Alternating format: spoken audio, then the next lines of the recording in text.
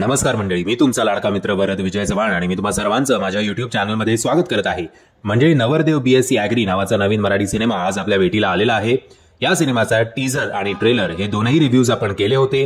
Teaser जेव्हा मी बघितला होता तो काही मला फार आवडला नव्हता, हे तर मी माझ्या टीजर रिव्ह्यूमध्ये सुद्धा बोललोय. पण जेव्हा मी या सिनेमाचा ट्रेलर बघितला तेव्हा तो एक पाकिस्तानी फॅनचा एक व्हिडिओ मध्यंतरी व्हायरल झाला होता की अचानक से वक्त बदल गया, हालात बदल गए, जज्बात बदल गए. तसंच काहीसं माझं झालं. ट्रेलर मला प्रचंड आवडला आणि मी एक्साइट होतो की हा सिनेमा मला सिनेमागृहामध्ये जाऊन बघायलाच हवा. आणि आता तुम्ही मुंबई हे लोकेशन जर बुक माय शो किंवा पेटीएमवर टाकलं तर तुम्हाला जेमतेम प्रत्येक थिएटर पण नाही बोलू शकणार, बट एखादा शो या सिनेमाच्या नशिबात आलेला आहे. ही दुर्दैवाची गोष्ट असो. तो ओव्हरऑल जेव्हा आपण या सिनेमाच्या ट्रेलरमध्ये बघतो की शेतकरी हा ब्रँड झाला पाहिजे या सिनेमाच्या मुख्य नायकाकडनं, तसंच मला काहीसं वाटतं की शेतकरीच नाही तर शेतकऱ्याबरोबर मराठी सिनेमा हा सुद्धा एक ब्रँड व्हायलाच हवा. आणि जी माझी सातत्याने कंप्लेंट असते किंवा मराठी सिनेमा म्हणजे एक तर तुम्ही खूप लॉजिकमध्ये घुसता, फिल्म फेस्टिवलसाठी सिनेमे बनवता, किंवा मग काहीतरी कॉमेडी म्हणजे जिकडे हिरो आणि विलन एकमेकांबरोबर फुगड्या खेळतात अशी काहीतरी कॉमेडी आपल्या थोबाडावर मारली जाते. पण या सगळ्या गोष्टींना एक उत्तर म्हणून नवरदेव BSc ॲग्री सिनेमा हा बघायला हरकत नाही.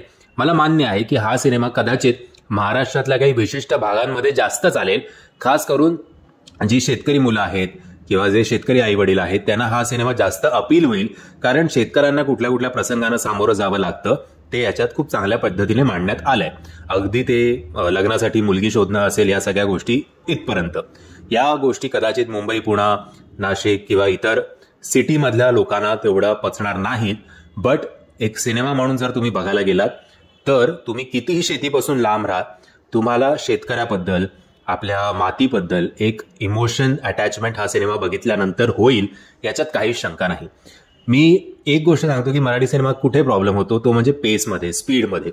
आता तुम्ही साऊथचे बरेचसे सिनेमे बघा किंवा बॉलिवूडचे काही सिनेमे बघा, त्यांना एक पेस असतो ज्याच्यामुळे आपण फार कंटाळत नाही. बराचसा मराठी सिनेमा इन्क्लुडिंग नवरदेव BSc ॲग्री थोडा स्लो होतो, त्यामुळे मध्ये मध्ये आपण कंटाळतो. आता ही गोष्ट आहे क्षितिज दातेची, अर्थातच राजाची, ज्यांनी ग्रॅज्युएशन केलं ॲग्रिकल्चरल सायन्समध्ये. तो स्वतःच्या गावी येतो, त्याला शेतीबद्दल फार रस असतो. बरं, फक्त स्वतःचं घर स्वतःपुरतं नाही तर अख्खं गाव त्याच्या या ज्ञानामुळे काहीतरी या शेतकऱ्यांना फायदा हो याच्यासाठी त्याचे प्रयत्न असतात. बट जे इतर गावकरी आहेत ते काही फार याच्या सल्ल्याला दाद देत नाहीत असं म्हणायला काही हरकत नाही.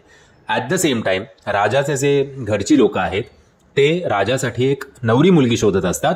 पण कुठल्याही नवरी मुलगीला, कुठल्याही मुलीला भले तिचा बाप स्वतः शेतकरी असला तरी नवरा शेतकरी नको असतो, कारण आपल्या वडिलांनी ज्या गोष्टींना तो सामोरं गेलाय ते पुन्हा एकदा फेस करायची कदाचित तयारी मुलींमध्ये नसावी, म्हणून ते पुन्हा एकदा त्या सगळ्या फंद्यात नकोच, त्यापेक्षा नोकरी विक्रीवाला बघूया अशी काहीशी वृत्ती मुलीची आणि त्यांच्या आईवडिलांची आत्ताच्या काळात असेल, जे खूप जण या गोष्टीशी रिलेट सुद्धा करतील, खास करून जी शेतकरी आपली मुलं आहेत ती. या सगळ्या प्रोसेसमध्ये एकदा राजा भेटतो सुकन्याला, म्हणजेच प्रियदर्शनी इंदळकर यांना. दोघांचे मतं जुळतात, दोघं एकमेकांना पसंत सुद्धा करतात. पण सुकन्याची जी आई आहे ती काही फार राजासाठी तिचं चांगलं मत नसतं. तिला वाटत असतं की आपल्या मुलीनी एका सब इन्स्पेक्टर बरोबर लग्न करावं. तो सब इन्स्पेक्टर म्हणजेच महादेव हार्दिक जोशी. आता याच्यापुढे काय होणार? गावकऱ्यांचा सपोर्ट शेतीसाठी राजाला मिळणार का? राजा अख्ख्या गावाला एकत्र आणणार का? राजा सुकन्या बरोबर लग्न करणार की सुकन्या राजा किंवा महादेव बरोबर लग्न करणार? या सगळ्या गोष्टी जर तुम्हाला जाणून घ्यायच्या असतील तर तुम्हाला हा सिनेमा बघायला हवा. या सिनेमामध्ये अधूनमधून तुम्हाला कॉमेडीचे चांगले पंचेस ऐकायला मिळतील.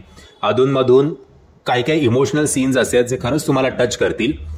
ड्रामा थोडा लॅक करतो या सिनेमामध्ये, पण तो पार्ट्समध्ये तुम्हाला अपील नक्कीच करेल, तुम्हाला इमोशनल नक्कीच करेल, तुम्हाला एंटरटेन नक्कीच करेल.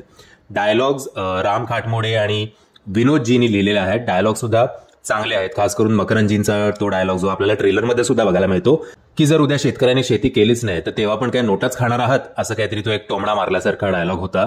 तो सुद्धा उत्तम प्रकारे मकरंदजींनी सुद्धा आपल्यासमोर मांडला आहे आणि तो लिहिला सुद्धा उत्तम आहे. कलाकारचं बघायला गेलं तर नेहमीप्रमाणे मराठी सिनेमाचा मराठी कलाकार हा खूप पोटतिडकीने स्वतःच्या कॅरेक्टरला न्याय देण्याचा प्रयत्न करतो. क्षितिज दाते राजा म्हणून उत्तम. प्रियदर्शनी, तिला स्कोप कमी मिळालाय खूप, पण जे काही तिच्या वाटेला आलंय ते तिने बऱ्यापैकी चांगलं केलं असं म्हणायला हरकत नाही. हार्दिक जोशी तो पण बरं काम करतोय PSI महादेव म्हणून. मकरंद अनासपुरे यांचा कमबॅक आहे. खूप वर्षांनी त्यांना बघितल्यानंतर आपणच रिफ्रेश होतो, पण ते त्यांचं काम चांगल्या पद्धतीने करतात. बाकी गार्गी फुले हे राजाची आई, त्यांनी सुद्धा बरं काम केलेलं आहे. रमेश परदेसी, त्यांचा जो प्रेझेन्स आहे राजाचा भाऊ म्हणून, तो प्रेझेन्स आपल्याला नक्की त्यांच्या भूमिकेतनं जाणवतो. तानाजी गालगुंडे, ते पण एक चांगला सपोर्ट करतात राजाचा मित्र म्हणून. बाकी ओव्हरऑल बघायला गेलं तर मला असं वाटतंय, जसा शेतकऱ्याचा प्रवास खडतर असतो तसाच या सिनेमाचा बॉक्स ऑफिसवरचा प्रवास जो आहे तो खडतरच राहणार आहे. कदाचित महाराष्ट्रातल्या काही विशेष भागांमध्ये हा सिनेमा हाऊसफुल जाईल, पण बाकी जसा ओव्हरऑल दुष्काळ सध्या महाराष्ट्रभर आहे तसाच दुष्काळ आपल्याला बॉक्स ऑफिसवर या सिनेमाचं बघायला मिळणार आहे. हालाकी खरं तर वन टाइम वॉच बघायला हरकत नाही आहे, माझं प्रामाणिक मत आहे की बाबा बघा हा सिनेमा, चांगला प्रयत्न आहे. पण आता प्रेक्षक फिरकतच नाहीत, तर मग आपण तरी काय करणार. असो, तुम्हाला हीच या व्हिडिओच्या मार्फत अपील आहे की हा सिनेमा थिएटरमध्ये जाऊन बघा. तुम्ही जर हा सिनेमा बघितला असेल, तुम्हाला या सिनेमाबद्दल काय आवडलं काय नाही आवडलं हे मला कमेंटच्या माध्यमातून कळवा. आणि जर तुम्हाला हा व्हिडिओ आवडला असेल तर प्लीज या व्हिडिओला लाईक, शेअर आणि चॅनलला सबस्क्राईब करायला विसरू नका. जय हिंद, जय महाराष्ट्र.